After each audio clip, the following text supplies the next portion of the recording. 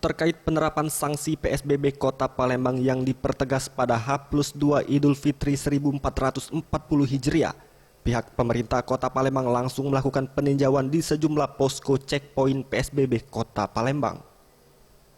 Usai meninjau, Wakil Wali Kota Palembang Fitriyanti Agustinda menerangkan, dalam pelaksanaannya pada satu checkpoint ditempatkan sekitar 30 petugas yang memantau penerapan protokol PSBB di moda transportasi.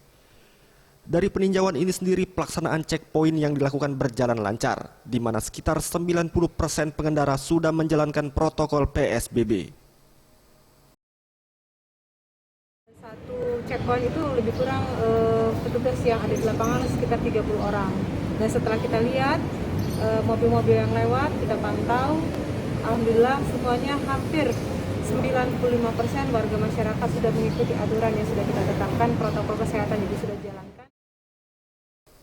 Dihimbau kepada masyarakat untuk mematuhi protokol PSBB mengingat berbagai sanksi tegas sudah diterapkan, mulai dari teguran, pemberhentian kendaraan, sanksi sosial di mana pelanggar akan mengenakan rompi dan melakukan pembersihan di beberapa titik, hingga sanksi denda Rp100.000 hingga Rp250.000.